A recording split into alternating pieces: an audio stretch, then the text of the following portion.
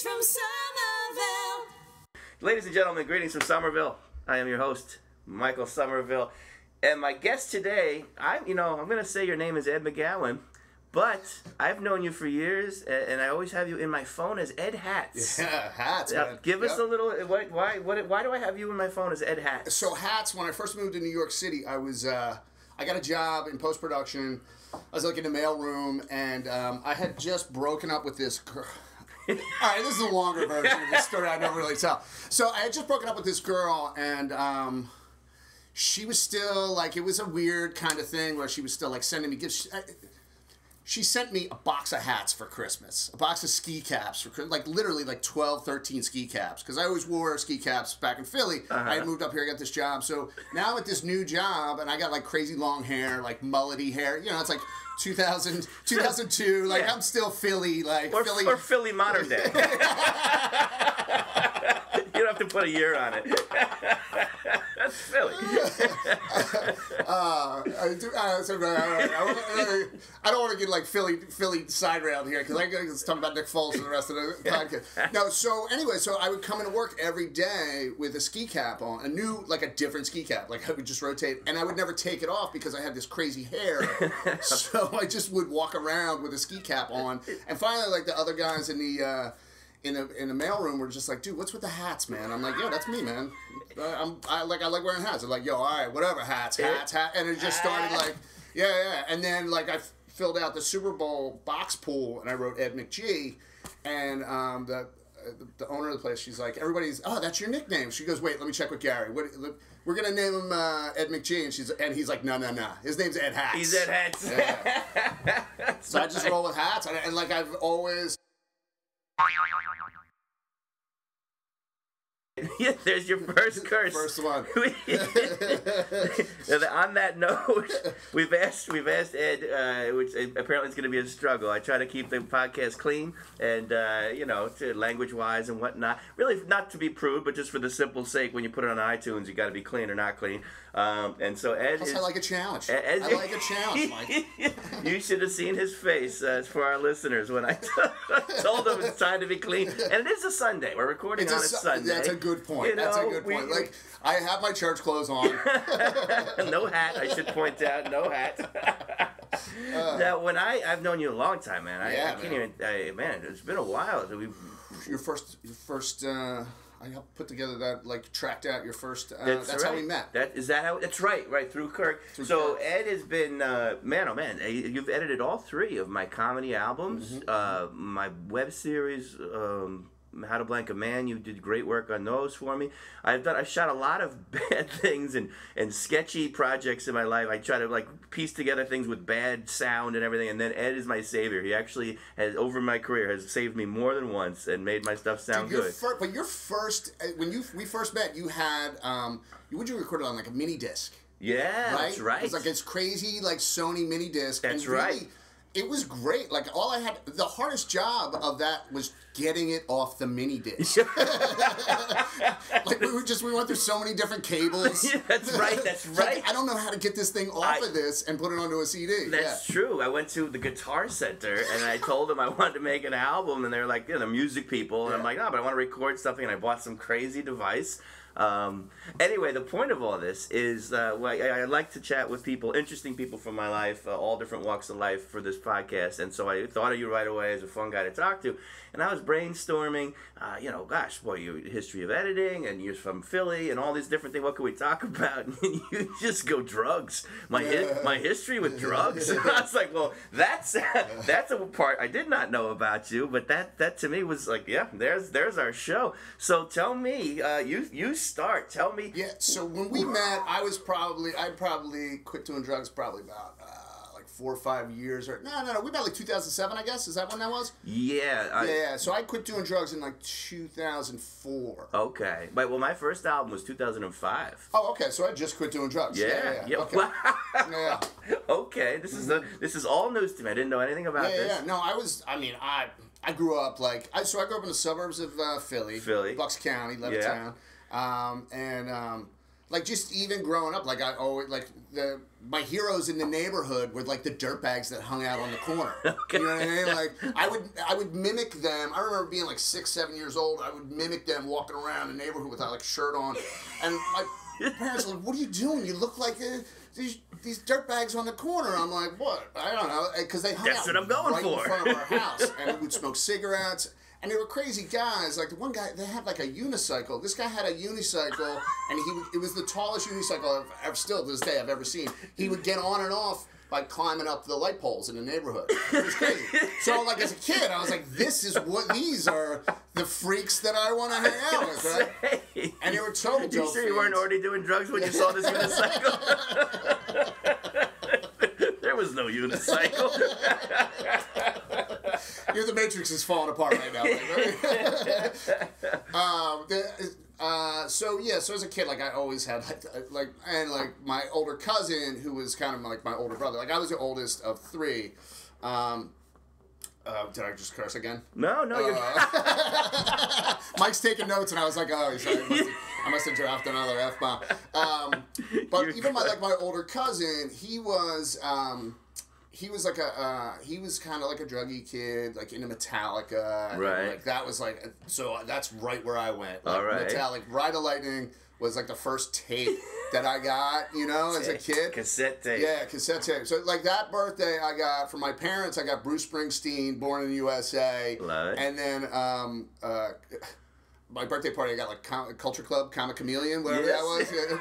Okay. And then for my aunt, my cousin's mom, gave me Metallica Ride the Lightning. And I was like, that's my gateway. Oh, totally. I was a total metalhead kid, and like, as soon as you get in high school and you're like a metalhead, like, yeah, it's just, how soon are you going to start smoking weed? You know what I mean? It's just like days in, you know what I mean? And that was my next question. When you say drugs, is that we're starting with weed? Is that what we're talking about? Totally. Okay. Yeah. So weed. Cigarettes first, or? Probably cigarettes first, actually. Yeah. Cigarettes young. Yeah. 12. 12 years grade, old. Smoking cigarettes. Wow. That's. I quit smoking cigarettes like shortly after I quit doing drugs, and honestly, like I've done a lot of drugs, like. Quitting smoking cigarettes is my most proud. Is that right? Thing. Oh, totally. It's so hard to quit smoking cigarettes. I have a lot of friends that do on and off.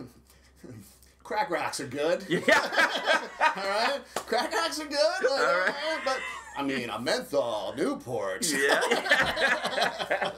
No, it's a huge industry of people trying to quit, people getting, hypnotized, all that stuff. So Yeah. I give you my point of view. I'm going to sound like such a prude. I've never even tried to smoke a cigarette in my life. Not only have I not done drugs, never done it.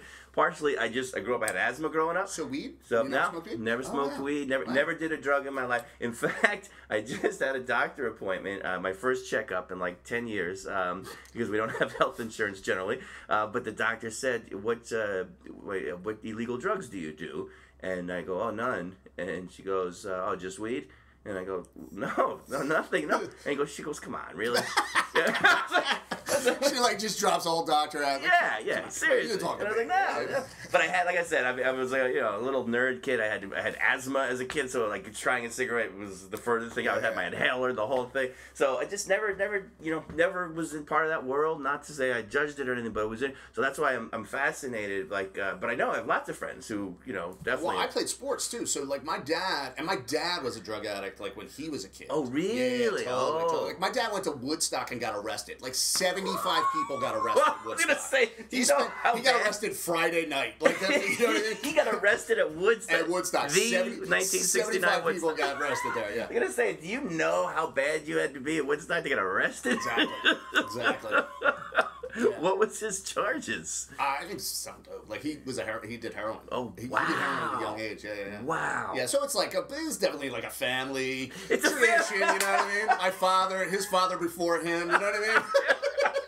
Passed it down for generation it's on our after crest. It's like a family crest. It's like a beer can and a crack pipe.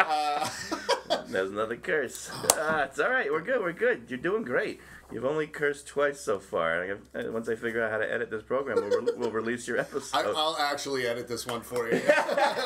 this one's on the house. This one's on the So okay, so get us into you get in. That's tough, man. I can't drugs and sports. That to me also so seems. That was always a thing that my dad was like, "What are you doing with these cigarettes? You just and ice hockey's an expensive sport." You played hockey. I played ice hockey. And not expensive, but exhausting. Your lung capacity. Yeah, totally. He's like, "What are you doing? You're just taking away ice time. You know, you have like a minute and a half shifts as it is. You're just taking 30 seconds off every shift." Right. Right. You know, leave it to my dad to like quantify it. Like in his head, he's like, "That's $800." That's you know what I mean? Like he just left that part out. You know. But there is something funny. The image of like a kid like just wheezing in the corner, like the old man cigarette coughing on the ice. He's out there. That's crazy. Yeah. That is challenging though, man. Yeah. I mean, I play a lot of sports too. I can't imagine. I mean, I guess guys do it. You know, professional athletes. I mean, when you're a kid though, like you just do. Yeah. You're like, you know what I mean? You forget now. Like we're old men now. Right. Like you know what I mean? Like go walk. I walked up the flight of steps to get in here. And it's just like. You're like, hey, I'm like, give me a sec. I just need a second. I need some time. But yeah, so then that was high school, or like, And so mostly was like talking weed. Okay. Weed, and then like in 10th grade, middle of 10th grade, I got. We used to tease this girl on the bus. All right. And her dad knew my dad from the steel mill. They worked together, right? Okay. And so I kind of knew her, but everybody teased her, and you know, like the chump that I am, like I joined in. Yeah. I don't know. You know what I mean? It's like 10th grade. I was a stupid kid. And I'm like, so we used to tease her. And then one day on the bus, I had a whole bunch of weed. And I was like bragging about it. I just bought like this big ounce of weed. And I showed it to somebody. And then she went home and told her dad. So then my dad like kind of like put everything together. He's like, what are you doing with an ounce of weed in 10th grade? That's a lot of weed for like a 10th grader. Okay. You know what I mean? Like it's... I don't even know how many joints that would be. But I was gonna say I don't know much about the measurement. It's 8/8. So like an eighth is usually what a kid would buy. So it's almost like something you would like divvy up and sell. Okay, yeah, right. wow. Almost. I mean, in 10th grade anyway. Right. But, so, or smoke with your dad. No, so my dad was totally. My dad cleaned up when he had kids. Right. So he was like uber very strict about this. So he overreacted, in my opinion. Sent me to an outpatient rehab center. Are you kidding me? 10th grade. So I was 10th grade. So and then I started going to like Narcotics Anonymous meetings. Yeah. In 10th grade. As a 10th grader. As a 10th grader. Yeah. Holy crazy. cow. Yeah. So weird. Which is kind of wild because a lot of junkies in there. I would think that would. A lot of junkies, you know what I mean? Like junkies with like 3 days clean, kind of like. Wow. So hanging out with these guys, nothing really. I never like that didn't really go anywhere as opposed to just like kind of like lighten it just I don't know planted seeds or whatever. But then senior year of high school, I was like, screw this. Yeah. And I'm so proud that I didn't curse right there, just to let everybody know. You look almost as proud as quitting smoking. You so wanted to curse there, and you caught yourself. So the 12th grade, and then it was like, just bat out of hell. Yeah. After that, so and then it was just. Did you go to college or? I did go to college. All right. I went to Penn State University and ended up getting. Disciplinarily, I don't know how to say that. I was banned disciplinarily and academically. I was not allowed back on the campus. Yeah. Really? Yeah. You weren't studying? I was an engineering student. Oh, man. So I was an honor student in I was say, because I know you was a smart guy. Yeah. And that's I was an honor student, a metalhead, and also a janitor in my high school. Like, so... You're like a 40-year-old man as a 15-year-old. You're going to NA meetings and you're the janitor. It's crazy, yeah. It's so weird. I worked at the high school. How did you become the janitor of the high school you're going to? Oh, it was awesome. It was awesome. It was great? It was great because my boss was a disciplinarian. So, like, anytime I got busted, like, smoking cigarettes, he'd come in and he'd be like, he'd bust the whole crew. Lutz, that's 20 units of detention. McCluskey, you're busted. McGowan, we'll work this out after school. which ended up happening, like, I just wouldn't get paid. Which was far more. Yeah, it's just far more of a problem, like, and also illegal. I think. Yeah, I think he took your money. That's a little hush money there. Now, Crazy. what kind of drugs are we talking about? So now, so we graduated to bigger things. So then in 12th grade, then that summer, a lot of LSD. Wow. A lot of LSD, mushrooms, started going to Dead shows. So talk about that. LSD is something you put on your tongue? It's acid, right? Acid. Okay. Acid. Yep, and yep. that's something you put... So it's hallucinogenic. It's a chemical hallucinogenic. All right. You know, like mushrooms is a psychedelic. It's the same thing, but it's it's made in a lab. Gotcha. Right. Okay. I don't really know. I think it's like the LSD stands for like the crazy long compound that it is, like surgery. But is that synthetic? They call it as opposed synthetic. to right. Okay. And that's usually like it's embarrassing how little I know here. But isn't that like the scarier stuff because you don't like. I always thought like if weed is like from the earth, it's okay. It's sort of you know what you're getting. Oh sure, I mean, but tripping on mushrooms as opposed to tripping on LSD, tripping on mushrooms is a much more rounder kind of, bouncy kind of thing. Where like tripping on LSD is a lot sharper edges, really, to everything. Yeah. And then I started then I really got into like smoking dust, like angel dust. Angel dust. I haven't heard that phrase in a long time. We used to call it boat. Boat. Boat? Because it just felt like you were on a boat. What is angel dust? How do you do it? Smoke it. You smoke it. Smoke it. Yeah. What is it? Is it? I don't know. It's not cocaine. No, it's like It's not heroin, cocaine, or it's something else. No, it is crack. like it's definitely like it falls in like the psychedelic thing, but okay. it's got a different. It's almost like a. I don't know the chemistry. Okay. Yeah, I never really bothered to learn. And the other thing is too, like when you're doing drugs at like that young age, like. No, everything you hear, you think, you know what I mean? People just make stuff up, you know what I mean? Can I just say, watching you try not to curse is adorable. It is the most fun thing. I love it. Now, can you describe what it feels like to us boring prude people to get high? And it sounds like there's different highs for different drugs. So angel dust was, and like we used to call it boat in the suburbs, but when you would go into the city to get it, they would call it wet. Wet? Okay. Yeah. And it was best to smoke it while it was still wet. You would get it in like these little wax paper things. It was like tea leaves or something like that was like dip. And some people call it dip. I was at a New Year's Eve party one time. So the leaf was not the drug. It was just something that you could burn. Gotcha. Right. I was at a New Year's Eve party one year, and a guy had a jar of boat and like a wet, and he was just dipping. Like you couldn't even smoke a regular cigarette without it being like, dude, I just want a Marlboro Red right now. Can I just not? This is so much. Like everything is tiling right now. So much, and but it's a horrible drug. It's not a fun. Like it's more of an experiment or like a just to see if you can withstand it. You know what I mean? There's really very little joy in smoking angel dust. It's just weird and like I don't know. It always reminded me of like this is gonna really date me. MTV's Liquid Television. Do you remember that? I do, yeah. Eon Flux. You remember that cartoon Eon Flux where it was super, everything would be like super macro and then just like weird and like, I don't know, like it was very tunnel vision. I remember Max Headroom. Max Headroom? Is that the... a little different. Okay. It's a little different. All right. But Dust was, here's a funny Dust story. So we're at a Grateful Dead show and we're tripping on LSD and we have, some hash. Okay. Which is like a weed, hash is kind of like weed. Yeah. So Hashish. Had little hashish. Okay, that I've heard of. And we're smoking, three of us were smoking it, and there was these pretty, like, hippie deadhead girls in front of us, and we're like, hey, you want to smoke? And she's like, oh, this is so kind. Like, that was always like, oh, that's so kind. That's so kind. Yeah, right. So anyway, now the show's going, and she turns around to me, and she hands me this joint, and she goes... And she hands it to me, and I'm about to take it. She stops, and she goes, you have to promise to only take one hit. And I was like, oh, okay.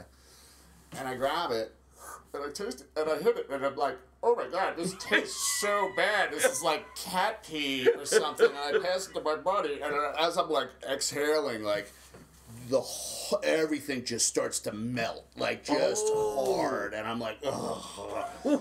And then as I'm like just melting, my buddy leans over to me and goes, what was that? And I'm like, I think it was dust. Man. Yeah. Oh, man. Those Dead shows were crazy, man. Like, that was like 91, 92, 93.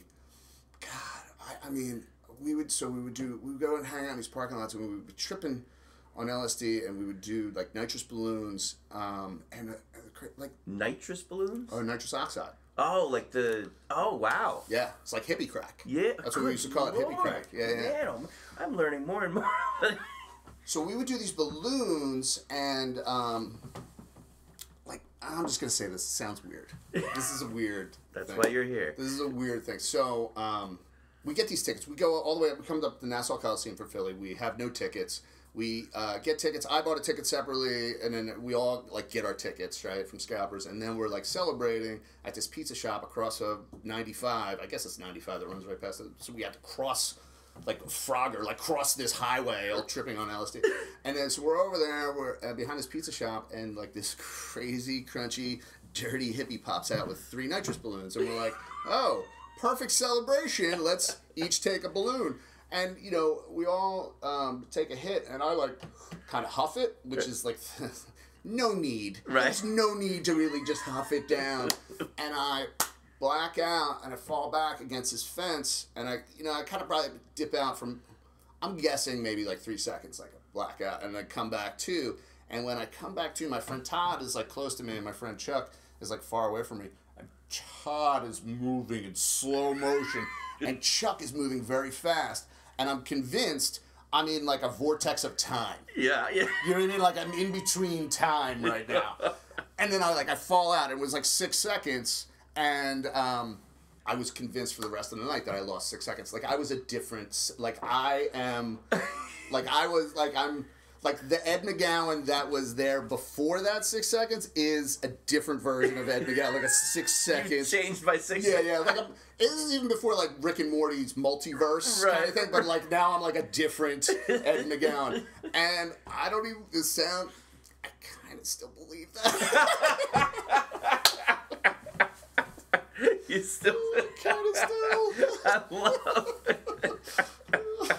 So what is the worst drug story you have? The worst you've ever felt? Oh, well, so then I'm not even getting... These are all the fun stuff. Then I got into crack. I want to hear... Then I started smoking crack. Wow, okay. Yeah. Coke is basically when I moved... we would dabble with cocaine and meth and stuff like that in the suburbs. Where's the money come from with this stuff? stuff? So I was a waiter. Okay. I was a waiter. I always made cash. And being a sweaty waiter is really not that different than being a non-sweaty waiter. Like, you know what I mean? Just a hungover, just sweat dripping, like, here's your French onion soup, sir. You know what I mean? Like, it's kind of okay to be, like, just a drug addict waiter, because most people in the restaurant industry are drug addicts. You know what I mean? Like, I got some of the best drugs of my life from, a restaurant kitchen. Really? Oh, my God. Oh. I used to get pills from this dishwasher. His girlfriend was a nurse, and she would steal Xanax all the time. And we were tight, being his dishwasher. I was always tight with the dishwashers. Like, that's... Those are your people. Yeah, that's my boys. Especially if they have drugs. So he sold me, like a sack of Xannies. And, I just started taking them, like, right there. I still had, like, 4 hours left on my shift, and I'm just, like, zanning out, right? And then, like, I met 2 girls I was waiting on. I was like, hey, I'm giving customers I'm working at TGI Fridays on South Street, Philadelphia, and I'm giving customers Zanny bars. So the next How thing did you even like, bring that up with a customer? Like, well, they were like they got our ordered, special tonight. They ordered a round of shots, and I was like, I'm gonna get one. So I did a shot with them, like totally on a down low, and then and they're like, you seem kind of fun. I'm like, yo, I've been eating Xanax since 8 o'clock.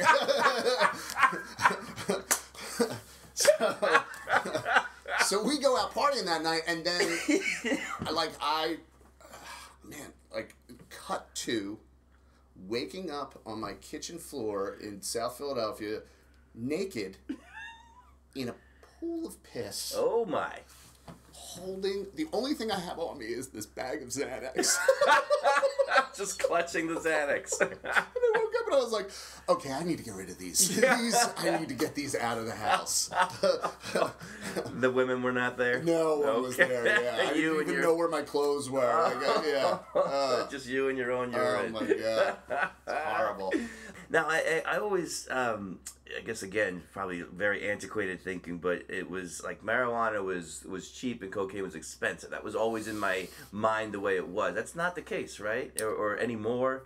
Well, now marijuana is super expensive. Yeah, I mean, marijuana's expensive now. Now, I think, yeah. Really? I don't know. Okay. It's been a long time. It's been a long time since I bought marijuana. Okay. Now everything's like the edibles and the vaping. Right. Like I don't. And all different grades and kinds. And... the science now is amazing. Like when I was in high school, it was like red-haired sensibilia. That's what you got. Like, yeah, you got the skunk bud, and is that red-haired sense? Like that's now it's like the stuff that cures diabetes and like seizures and stuff like that. Wow. Yeah, you should watch some of these Vice documentaries. It's like they have separated all the different kinds of weed and like this. Do you get paranoid when you get high? Oh, you need this kind of weed. Wow, you know okay, right. So they have it all like sorted out now. I don't know much about that. But we used to get coke. In the suburbs, getting coke was expensive. Okay. In the city, like when I moved to South Philly, after I failed out of Penn State. Right. What did Dad say about that? Dad saw that coming. Everybody saw that coming. All right, I'll tell this part because I'm probably going on too long. I'm getting to the good stuff here. So I fell out of Penn. Getting to the good stuff. I fell out of Penn State. I moved home with my mom, and it is like within 3 months' time, it's chaos. She's like, you need to go. Wow. You are a crazy person. Wow. Like just coming home blackout drunk, just drugs, just all kinds of, it's just insane. So, and my dad's like, you're not moving in with me. So, but your parents, they're not together? No, they had split. Yeah, they had split up when I was in 8th grade. Okay. Which probably, I should, if this was a therapy session, we would spend a little more time on that. Doesn't sound right around the time that weed started. It doesn't sound that funny. No, not at all. Anyway, so now I'm living in a motel on Route 1 in Fallsington Township. Falls Motel is where I'm at. Are you kidding? I'm staying in a motel. How old are you? 21. 20. Well, I guess when you're going to NA as a 15-year-old, I guess it's only natural you'd be living in a hotel, a motel. Falls Motel. Which I have a great story that I tell on stage about that I won't tell here. It's it's about a 3-way. Make a note. So I'm living there, and then I'm working at this restaurant, and then I moved from the hotel to like this condemned house further up the road. Was crazy. I was living in a room in a condemned Victorian house next to 84 Lumber that had it was just a shell of a house that people were living in. I was paying this lady, I think it was like $30 a week or something like that to live in it was crazy. So I got out. Insane. It was insane. And what are you doing for money at this point? So I'm working at a Red Robin. Okay. I went from Hula Hands to TGI Fridays to Red Robin. You know what I mean? That was my route. I worked at them all, really. Chi-Chi's, the whole thing. You remember Chi-Chi's? I do remember Chi-Chi's, yeah. Poor Chili's buried them. Buried. So I get this job now. One of the line cooks and one of the dishwashers have this place in Northeast Philly, and they're like, and I'm hanging out with them, smoking cigarettes in the back, and they're like, we need another roommate. You should come up, check it out. So I go up. It's in Northeast Philly, and it's a dump. It is a dump of a place, and I'm like, it's kind of like a frat house. You know what I mean? Like I'm like fresh out of college. It's like 3-4 months out of college now, and I'm just like, it's like a frat house. Right. No, it was like a crack house, and I did not 3 days in. I was like, oh, the two dudes were straight hardcore dope fiends, heroin addicts. Wow. And then me and the dishwasher were that's when I really started smoking a lot of dust. because we would go to Northeast, so we would drive to North Philly. Right. It's just 20 minutes drive to cop different drugs. So we would get coke, we would get wet, we would get not a lot of meth. Meth is more of a suburbs kind of thing. We mostly coke and crack. Like really, that was the big deal. And smoking a lot of rock. Yeah. A lot of rock. Yeah. And we would, as you go, like the thing about buying drugs is on like those street corners in like crazy sections of the city, when the guys recognize you and they know you're not a cop, you know what I mean? And they know you kind of come back. Yeah. You start to get the better stuff. Oh, really? Yeah, they start to give you, like, the better deals. Like, where, like, if you just look like some kids driving up from the suburbs with some girls in your car, like, oh, this is going to be fun. Right. We're going to go get drugs. You know what I mean? They're like, give them the baby powder. Yes. You know what I mean? Like, they don't get. So we started getting, like, better and better. And, the VIPs program. it's a punch card, really. So that really turned into like a legit habit, and then I was there for like 6 months. Man, that was like chaos. It was chaos because the dishwasher like was a hardcore punk guy, and like it was like it just turned into this punk rock house, man. Like where it was. I don't even know like how to tell stories about this because it was so crazy. Like I have like flashes of memories. You know what I mean? Like of just like chaos. You know what I mean? It's almost like a what are those like? It's almost like a Natural Born Killers where like that flash of Woody Harrelson. He's like blood running down his head. Like it was like kind of like those kind of moments. Was it fun or I mean? Yeah, I mean, it was fun for, like, it was better than living in a Victorian, it was better than living in a Falls Motel, and it was definitely better than living in a crazy house on Route 1, so it was like, and then my old roommate from college that we failed out of college together with was like, hey, I'm getting a place in South Philly, you want to be my roommate? Okay. This is the guy when I met, I'm just going to jump back to when I met him the first day of college, I drew, you know, have those little boards on the front of your door. I drew like a stony guy, like smoking a joint, right? Like that was like on my door, and like I get a knock, and he goes, "Did you draw this?" And I go, "Yeah." Yeah. He goes, "You smoke weed?" I'm like, "Yeah." "You drink beer?" I'm like, "Yeah." He goes, "I'm a marathon drinker. I got pass out, and then I'll start drinking again." I go, "You mean alcoholic?" He goes, "Yeah. Pleased to meet you." Best of friends, like immediately. So he reaches out to me, you know, maybe it's like half a year later. He's like, I'm getting a place in South Philly. So I was like, great, because he just liked to drink. Okay. He was a drinking guy, you know, like beers. So then I moved to South Philly. Like a halfway house. Get out of there. Yes. Totally. We're just going to get hammered all the time. Oh my God. So yeah, we had this basement where he had like a kegerator, and we'd always get like Snow Goose IPA. This is like 96? Yeah, it's like 96. This is 96 when I moved to South Philly. But so now that's going on, and now I'm working at Fridays on South Street, and I'm hanging out in like South Philly, which is like Italian, like a lot of coke. Yeah. A lot of coke, doing a lot of coke. All right. And finally, cut to a year later, he's like, all right, I'm out of here. You can take this place over. You're losing your mind. Totally went. That's where like.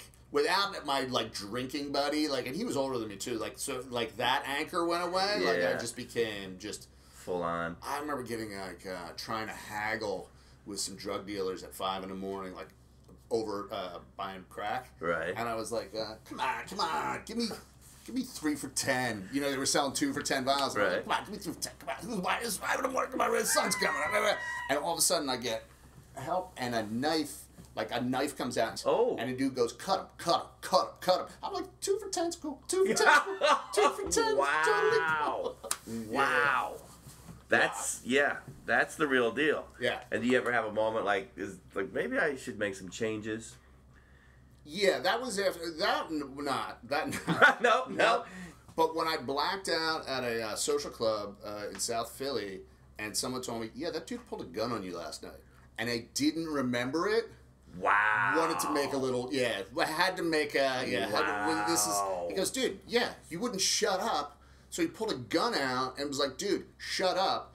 and I had to walk you out of there because you still wouldn't shut up. Wow. Yeah. I'm like, no, I didn't. He didn't do that. No, Now, you're exaggerating. This is amazing because it's funny, I know you, as I said, I didn't know you were past, and I know you as a fairly, like, buttoned up. Every time, you know, we're in a large, nice office building in New York with a serious professional setting, and I mean, I would, in a million years, would not have guessed this was how you got here. Madman. Yeah. Madman. So at what point then do you say, all right, I got 2 questions. So I moved to New York.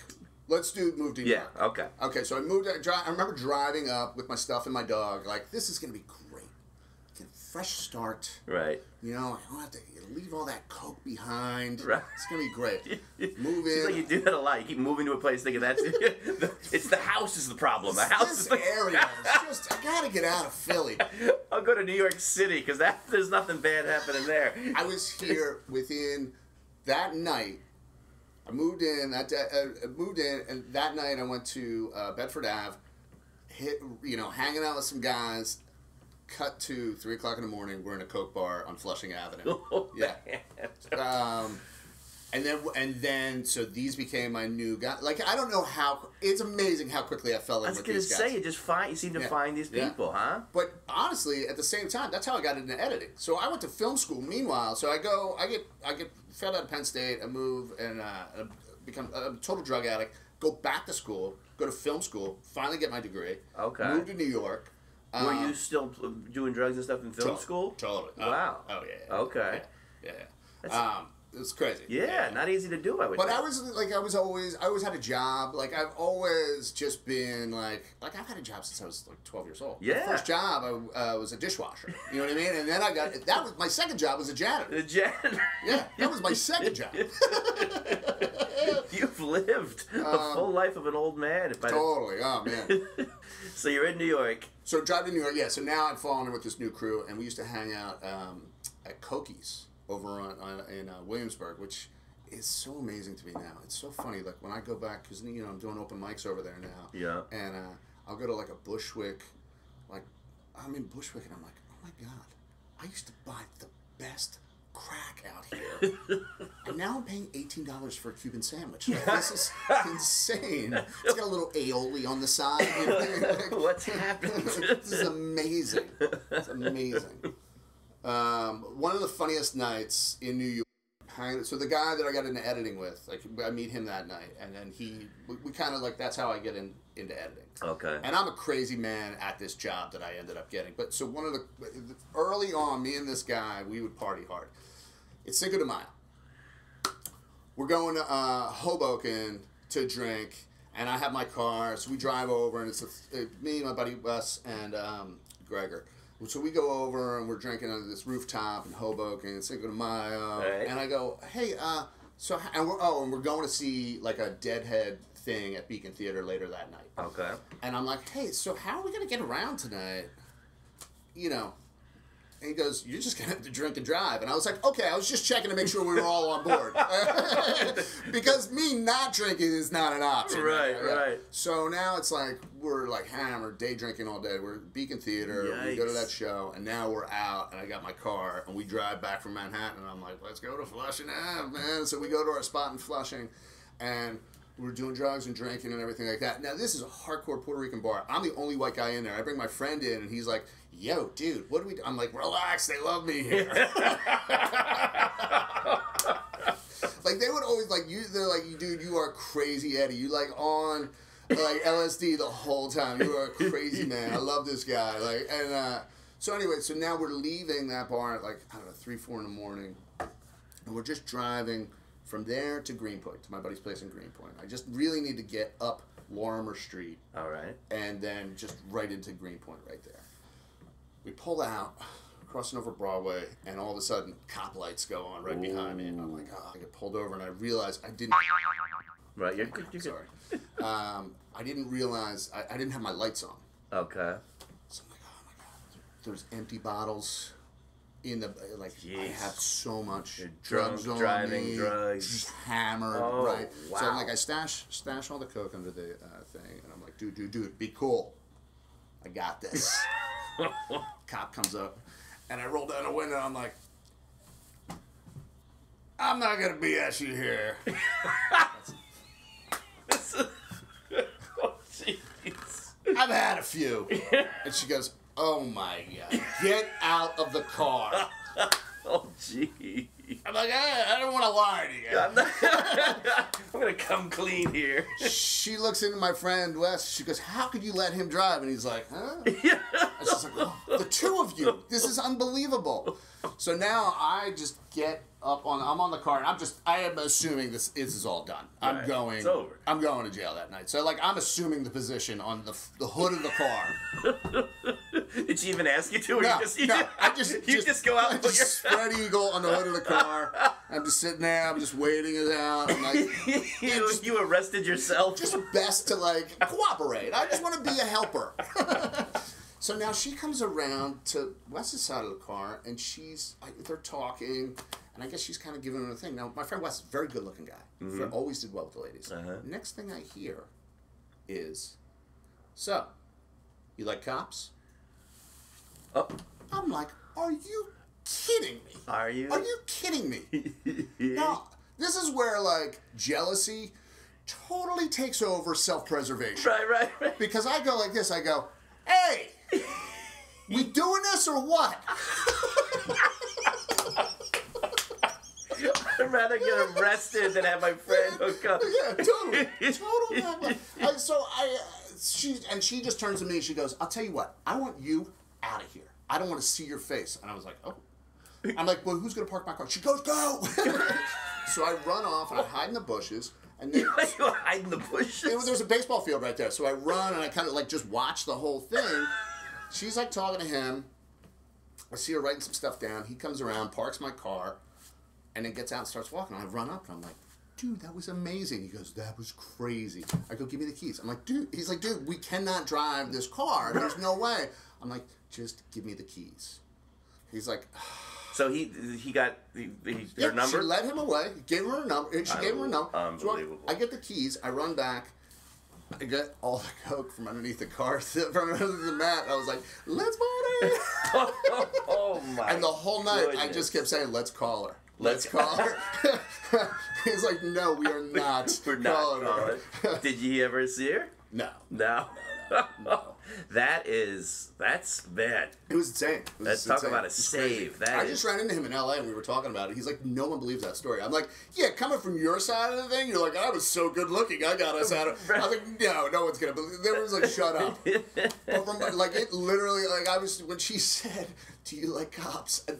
Such a conflicted emotion went on. Right. You gotta be kidding me. Bobby saved you a lot of money and a lot of heartache. So then, like 2004, I got like later that year, I really started getting in with a drug dealer, and like we were like buddies. Okay. Like, he would come over to like weigh out his stuff, and it really got like to be like daily. Okay. You're not selling or anything. You're just still no. doing it. I'm just doing it, and like we're friends, so I'm like getting like nice deals, the good stuff. and I'm cooking it up and rocking. You know, like so I got really good at that. And work, it became a thing where I would, you know, it was in advertising, working on advertising, where it's like party. It's party. It's early 2000s. Yeah. Like, it is like party. It's still like riding off that 90s wave. You know, it's before kind of like 2007 when money became tight, right? Right. So, you know, it was okay. Like, my antics would fly, raise some eyebrows, and then, like, it became just unbearable. Yeah. So my editor, I was an assistant editor at the time, my editor, they were like, we're letting him go. We have to let him go. It's too much. Because you were just coming in hungover? Crazy and embarrassing clients. Oh, wow. Taking my shirt off all the time. Are you taking your shirt off at work? At like every party, I would always take my shirt off. Oh, wow. Like, I go out after. Okay. Like every like work party. Have you ever seen that picture of me with a boa? I'll have to send it to you. It's pretty good. Please, I think that might have to be our cover for this. Oh, yeah, good. So then I get fired. My editor contacts my sister, and he's like, listen, this is what's been going on. Wow. And so, and I got beat up real bad. I used to get beat up all the time. Really? Which is why I should have led with some of this. Yeah, I used to get my ass kicked all the time. Just like to mouth it off. And yeah, I'm just invincible. Like all of this, like I was just always invincible. You know what I mean? And even like a broken nose, like look at this thing. Really? Would never really deter me. I'm like, big deal. Like I never cared. Right. You know, I rarely even like swung back. Is that all you got? You know what I mean? It's stupid. Like what is wrong with you? you? Couldn't feel anything, right? Bloody. Yeah, right. So anyway, yeah, I got beat up real bad and was in the. Had to go to the ER. I couldn't open up my left eye, and so he, you know, I get fired from the job. He contacts my family, and I go. My sister's like, "Hey, why don't you come over? We'll go to a movie." You know, I know you're not feeling too good. And I walk in and I see my sister. Then I see my brother. Then I see my editor. Oh, then I see my parents, and it was like, it's like that scene in Goodfellas when Joe Pesci, right? He knows. He's getting made, he goes, right? And then I look down, and I'm like standing on plastic. This is it. Yep. Oh man, so I, go down to Florida for a 30-day rehab thing. I'm in there, and I had been to rehab a couple times already. This is, so I'm in rehab, and it's like, same old thing. I'm just like, they don't know. Some guys, they're talking about how to make meth in a bathtub. And I'm in this just smoking, we're smoking cigarettes, and these guys are talking about making meth in a bathtub. And he's like, and then what you want to do is, before you put your DEET in, you got to put the foil on top, but you want a floater on top so that it slowly dissolves. And I'm like, what am I doing here? Yeah. I'm like, that is like my moment of clarity, like totally. I'm like, oh my God, I'm like these guys. Right, I'm one of them. Like, this is the first time, like, I was like, oh no, I'm just like these guys. This is crazy because I'm taking notes. At what temperature do you use? So yeah, and then it clicked, and I basically went to that was like the 4th or 5th day in rehab, and I was just like, hey, you know what? Just tell me what I need to do. Yeah. Like I'm on board. Yeah, I'm totally on board. Wow. Yeah. And was there a physical withdrawal? No. No? No, I mean, like my body stuff was like, thank you for stopping. You know what I mean? Thank you. Yeah. Have a vegetable. Put some weight on. Yeah, right. Yeah. And wow. And that was it. It was you went 30 days. You said I'm done with it. Totally. And came back, started going like AA. Did all that stuff. Right. Which was great. I mean, stuff saved my life. I totally did. Really did. Yeah. And then I fell in work-wise. I just got lucky. I fell in at McCann. Money became very important. Okay. Because I never had anything. You know what I mean? I would always just like steal and like borrow. And, right. I always had a job, but it was always like hand to mouth or like hand to pipe, I guess we could say. But so then, so work became really like a motivator, and I'm in a creative industry. Like it's, I'd always wanted to. Like that's why I went to film school. Like I had scripts that I've never started or just always talked about. Get high. It was like, so this is what happens. Fade up. Like there is nothing funnier than watching somebody's eyes just glaze over. Like, dude, you've told me this 15 times. I heard this before. Well, and you're so talented. I mean, I've seen your work. You've made my stuff way better than what I brought you, and I've seen your work on other stuff. You're so talented. I can't imagine not having you. Doing this, and thank goodness that you did what you did. I think meeting me sounds like a real turning point in your life. I think. Honestly, 100%. Really, when things started looking up. That mini disc player, like I go back and I look at that mini disc player. It's like our pivot point. Really. Is there any the urge? Any like, oh man, would be fun to? Oh, dude. Yeah. Like so, that was the funniest thing. Like, my friends that I grew up with, are guys that I used to like drink with. Right. Like, they're man, don't you miss just having a beer? I'm like. No, I miss roasting rocks, dude. That's what I miss. Like, I don't miss an IPA, like a 60-minute IPA. No, I do not really miss that at all. No. Fire up a little, man. 11 seconds of bliss, baby. That's what I'm looking for. But now you're married. Yeah. You're a responsible adult. Yeah. With holding down a job. Yeah, I had a like a little slip about I started drinking again for like, I don't know, like a year and a half, maybe 2 years. Okay. And Yeah, because you're not supposed to do anything, right? I don't. Yeah, I just jump. Yeah. Well, to it's so easy to like. Who knows? Slip back in. Who knows, man? Yeah. Like you could be somewhere and somebody's got a big fat leaner, and you're just like, man, take a little taste. What's a leaner? Cocaine. Okay. Okay. Like a big rail, like a line. Gotcha. Okay. I don't even know what's called leaner. But yeah, so I guess I hit 40, and I kind of like, I started doing comedy. Yeah. Right. I started doing open mics and stuff like that. I'm literally like a bucket list comic. Okay. You know what I mean? I don't know what to do with the rest of this life. Like, stand-up comedy or have an affair. Right. Like, I don't...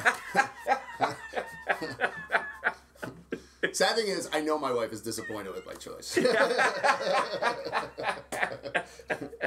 What you did, you had a little bit of a slip up at one point. Yeah, so like so I started doing comedy. We got a puppy. Like it's just 40, man. I don't know what it did to me, man.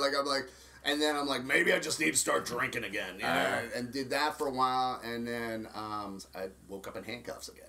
Wow. Yeah. Like after about 2 years, or I don't even know the timeline of it, but wow. I woke up in handcuffs again, and I can't remember coming home with my wife, and I'm like, okay, that experiment's over. Right. She's like, oh, thank God. Thank God.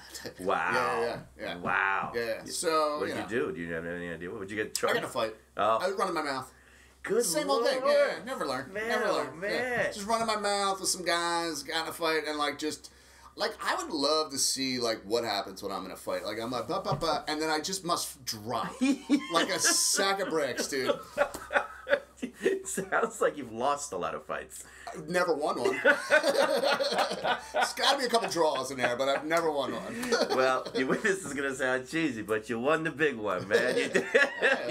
You were victorious in the most important one, that's for sure. I can't thank you enough for sharing with us, man. I know this is personal stuff, and it just seemed so intriguing to me, a world I didn't know about, and certainly I didn't know about you. I mean, gosh, this is the Ed, my editor, and that fancy, sweet editing all my stuff, man. You've lived a couple of lives, and we're not that old. Yeah. Well, thanks for coming in, man. Thanks, I look man. forward to lots of personal and professional projects together, doing more stuff, more comedy, and we'll talk to you soon. Hey, thanks so much for listening to Greetings from Somerville. Please subscribe, rate, and review us on iTunes, and listen to all 3 of my stand-up comedy albums for free on Spotify, Pandora, and SiriusXM. I'm Michael Somerville. Have a great day. Greetings from